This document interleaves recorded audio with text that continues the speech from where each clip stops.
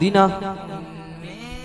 जी निखरे जी क्या गाज़ा मिला गर्द मदीना का जो है आज निखरे हुए जोबन में कयामत की भवन फूल। क्या गजा मला गर्द मदीना का जो है आज निखरे हुए जोबन में कयामत की फपन फूल। आपका जवाब बिल्कुल दुरुस्त है जी। दूसरा सवाल दिखाइए जी। ओहो ये क्या हो गया, ये आवाज कहाँ से आ रही है भाई? अच्छा आप रो रहे हैं। अस्सलामु अलैकुम व रहमतुल्लाहि व बरकातुहू। वालेकुम अस्सलाम व रहमतुल्लाहि व बरकातुहू। जी प्यारे भाई क्या हुआ आपको, क्यों रो रहे हैं? मैंने अपने दोस्तों से मिलना है। प्यारे भाई हमारे जामियातुन नूर इस्लामिक सेंटर का न्यू सिलसिला इनमें ज़हीन कौन का आज फाइनल चल रहा है, यहाँ आप अपने दोस्तों से नहीं मिल सकते। मैंने अपने दोस्त हमारे दोस्त खान से मिलना है। मुझे सब लोग तंग करते हैं, कोई गोडू कहता है, कोई बोना कहता है, कोई छोटी दुनिया कहता है। मैंने अपने दोस्तों से मिलना है। चले रोए नहीं, मैं उनको कॉल करता हूँ।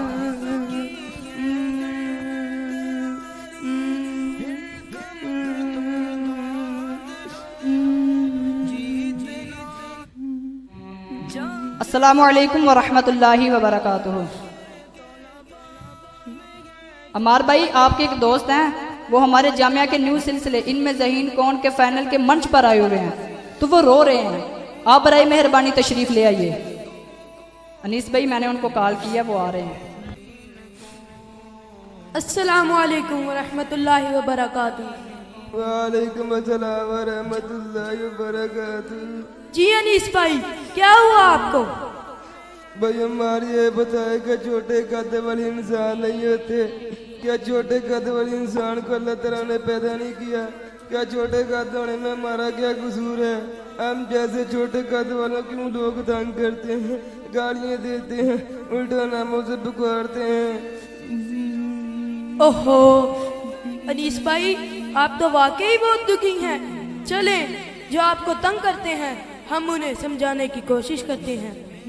जी सामीन इकराम, अल्लाह करीम जल्ला जलालुहु ने अपनी लारेब किताब कुरान मजीद बुरहान रशीद के अंदर इरशाद फरमाया, या अय्युहल्लज़ीना आमनू ला यस्खर कौमुम मिन कौमिन असा अन यकूनु खैरम मिनहुम।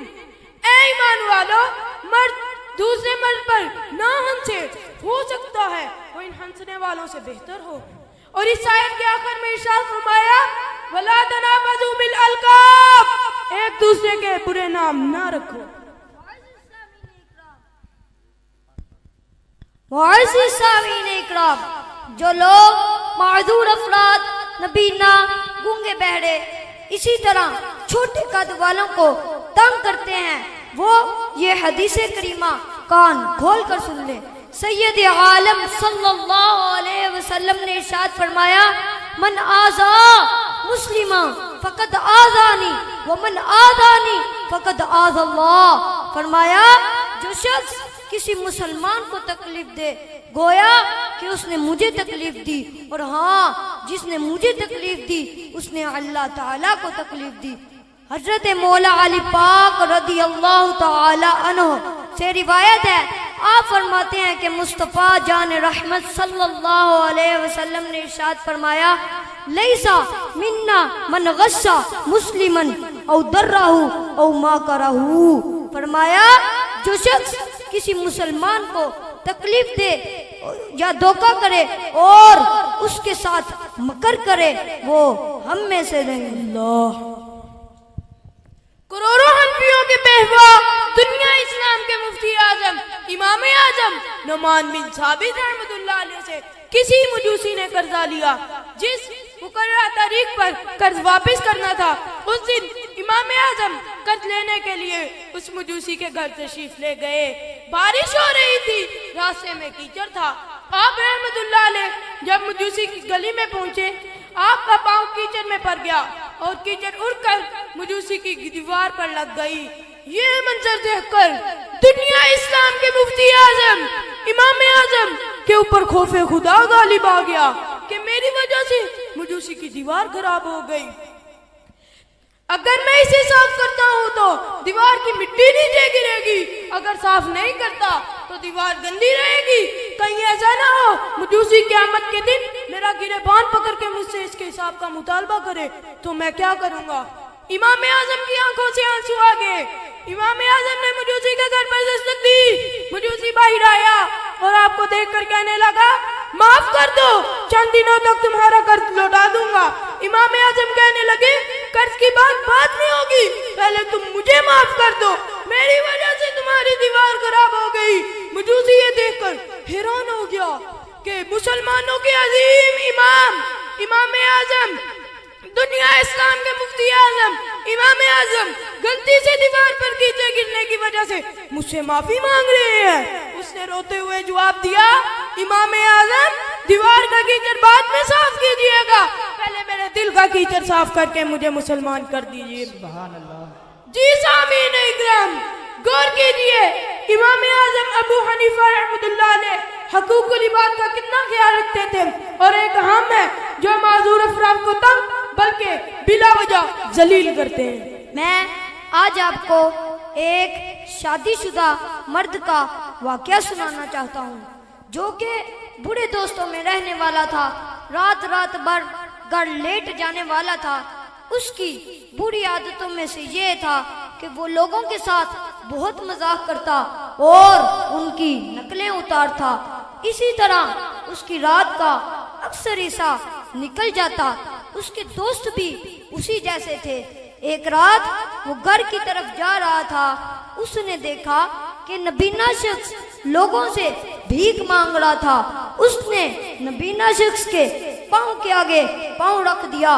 नबीना शख्स धड़ाम से नीचे गिरा, उसे चोट लगी। वो कुछ कहने लगा। वो अल-मुख्तसर वो शख्स नबीना शख्स को जलील कर जब घर पहुंचा तो उसने देखा कि उसकी बीवी काफी परेशान थी, क्योंकि वो हामला थी। उसे बच्चे का दर्द हो रहा था। वो अपनी बीवी को लेकर अस्पताल की तरफ रवाना हुआ। अस्पताल पहुंचते ही उसकी बीवी को वार्ड में ले जाया गया। वो शख्स बाहर ही इंतजार करता रहा। कुछ देर बाद डॉक्टर ने आकर बताया, अल्लाह ताला ने तुम्हें बेटा अता किया है। वो शख्स बहुत खुश हुआ और बार बार कहने लगा, मुझे अपना बेटा दिखाओ, मुझे अपना बेटा दिखाओ। डॉक्टर ने कहा, भाई खुशी की बात है, अल्लाह ताला ने तुम्हें बेटा दिया है, मगर अफसोस ये है वो नबीना है। अब इस शख्स के पाँव के नीचे से जमीन निकल गई। जहां में है इबरत के हर सू नमूने, मगर तुझको अंधा किया रंगबू ने। कभी गौर से भी ये देखा है तूने, जो आबाद थे महल वो है अब सूने। जगह जी लगाने की दुनिया नहीं है, ये इबरत की जा है, तमाशा नहीं है। जी मोहतरम बुजुर्ग दोस्तों, जो आपने वाकया सुना, इसका नतीजा ये निकला, टिट फॉर टैट, यानी जैसा करोगे वैसा पढ़ोगे।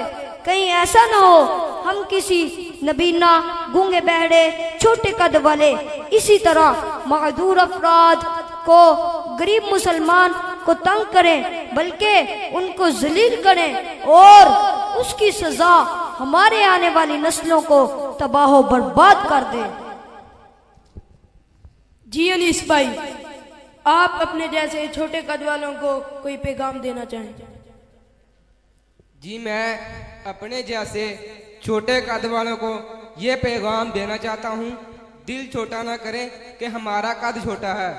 अगर अल्लाह ताला ने हमें छोटा कद अता फरमाया तो क्या हुआ, इसके अलावा दीगर सलाहियत भी अता फरमाई है। जैसे मुझे देखे अल्हम्दुलिल्लाह अज़्ज़ा वजल मैंने मुकम्मल कुरान पाक हिफ्ज़ किया है और अब 8 साल दर्स निज़ामी यानी आलिम कोर्स कर रहा हूँ। सुभान अल्लाह। ये चाहता हूँ कि अगर छोटे कद वाले भी मेहनत करें, वो भी हाफ़िज़ कुरान, आलिम दीन और दीगर मनसब पर फाइज हो सकते हैं।